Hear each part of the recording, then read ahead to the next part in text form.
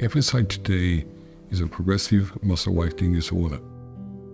As time passes by, you slowly lose the ability to do simple functions in your daily routine that you would take for granted. And ultimately, you end up not being able to use actively most of your muscles and severely restricting the quality of life. So I was diagnosed with FSHD in my 20s.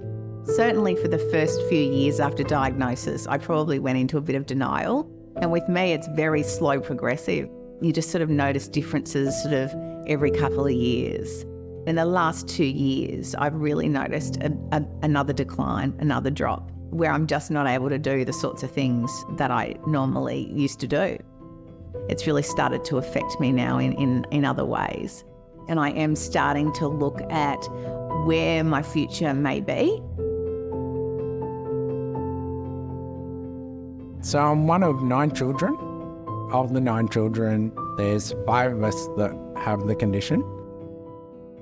FSHD has shaped my life in so many areas, from seeing my siblings go through their journey and my own personal battle with the condition. FSHD is so isolating, and although I have a lot of things going well in my life, there's many times also that I'm at home feeling very alone still. Facioscapulohumeral Dystrophy, or FSHD, is a disease for which there is no treatments and no cure. This is about to change. Thanks to the work of FSHD Global Research Foundation, clinical trials are coming to Australia.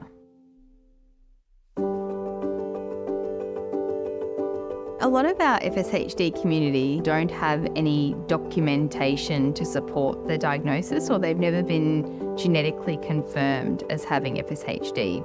You have some people that are mildly affected or may have no symptoms, right through to our most severe early onset patients where muscle destruction can start from under the age of 10 years old.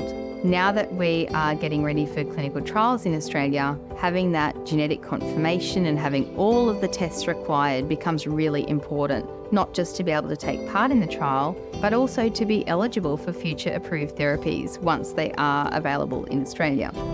We've created a new concept called the Clinical Trial Passport. So we have the traditional blood testing, we have a simple in-home saliva test. We also have this exciting new muscle measurement technology through Springbok Analytics. So patients can access a full body MRI scan that is sponsored by the foundation, and that allows a patient to have access to all of their disease information that will be needed to be considered eligible to participate in a clinical trial in this country. Isn't it amazing that we can now use world-class technology to look inside the body for a person's digital twin? The knowledge that we as a global field are receiving from these Springbok scans is phenomenal. Now we're at a stage where we can look at disease progression modelling. That's life-changing for people. I've been able to use the scan with my exercise physiologist to get some therapies more specific around what is going on with my muscles, even through NDIS and getting equipment to help me on a daily basis so we can make the most out of the body that I got. It was just such an easy and seamless process. I've done the blood test, I've done the saliva test. Yes, I've had the Springbok analysis scan. And to already have that documentation, I feel like I'm already years ahead of the game. I established FSHD Global Research Foundation in 2007 with one aim, and that was to bring clinical trials and hope to sufferers of FSHD globally. I'd like to think we played a major catalytic role in doing this. And today, we're closer than ever of starting the journey into clinical trials. These clinical trial passports are expensive. Having these scans done is just out of reach for many of our patients. Every single person that we can fund a clinical trial passport for, we give a fighting chance to beat this disease and have hope for a future without FSHD. I never thought in my lifetime we would see any sort of therapies or anything of substance, I guess. And that has been hugely because of FSH Global Research and the Foundation.